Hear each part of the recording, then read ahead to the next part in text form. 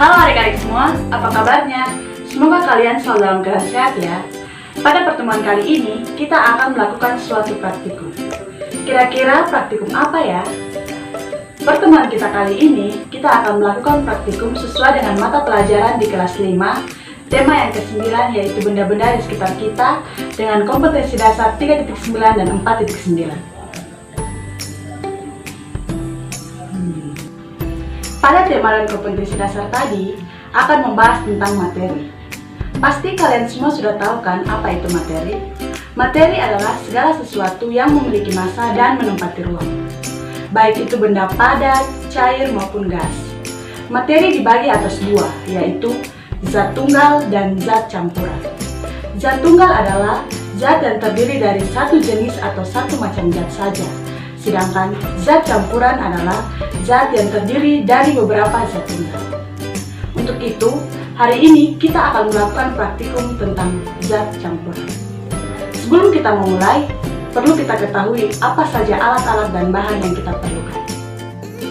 Kita memerlukan ceret berisi air mineral, sendok makan, 5 buah gelas plastik berisi 1 sendok makan gula, 1 sendok makan minyak goreng, 1 sendok makan pasir, 1 sendok makan susu cair, dan 1 sendok makan beras. Yuk kita mulai praktikumnya.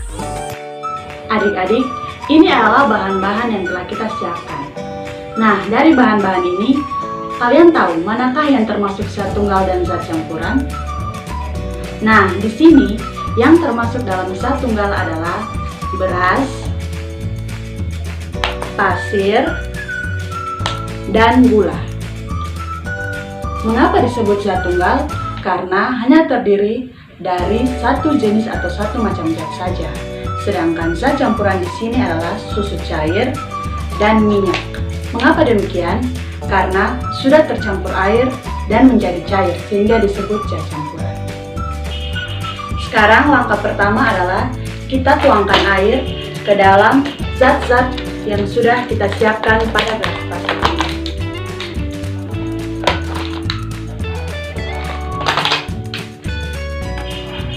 Yang pertama di gula.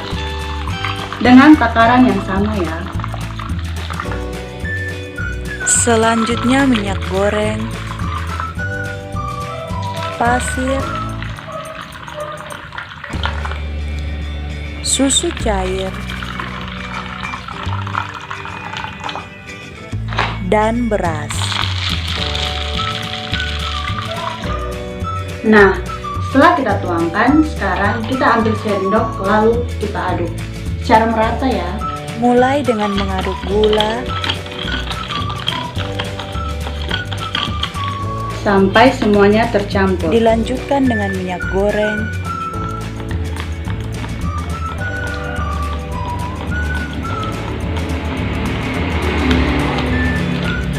selanjutnya pasir, susu cair,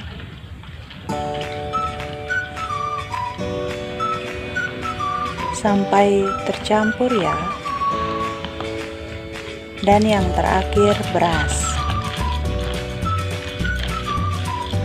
Nah, setelah kita aduk, kita diamkan sambil kita perhatikan apakah terjadi pemisahan antara zat-zat yang ada dalam gelas ini.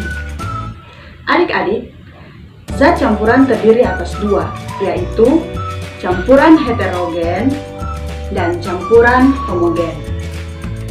Campuran homogen adalah jenis campuran yang terdiri dari dua buah materi yang dapat menyatu atau larut secara sempurna. Sedangkan zat heterogen atau campuran heterogen adalah jenis campuran yang tidak dapat menyatu atau larut secara sempurna. Setelah adik-adik perhatikan, pasti adik-adik sudah dapat mengetahui manakah yang termasuk dalam campuran heterogen dan mana yang termasuk dalam campuran homogen.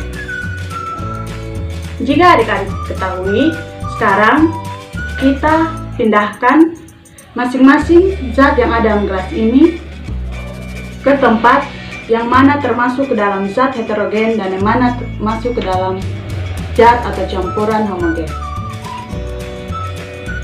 Nah, air dan minyak masuk dalam campuran heterogen. Beras dan air juga termasuk dalam campuran heterogen. Pasir dan air juga termasuk dalam campuran heterogen. Susu dan air termasuk dalam campuran homogen. Begitu juga dengan gula dan air termasuk dalam campuran homogen. Mengapa demikian? Karena susu dan air dapat larut atau menyatu secara sempurna, sedangkan minyak, beras, dan pasir tidak dapat larut atau menyatu secara sempurna. Tahukah kalian mengapa air dan minyak tidak dapat menyatu? Nah, air dan minyak tidak dapat menyatu karena terjadi gaya di dalamnya.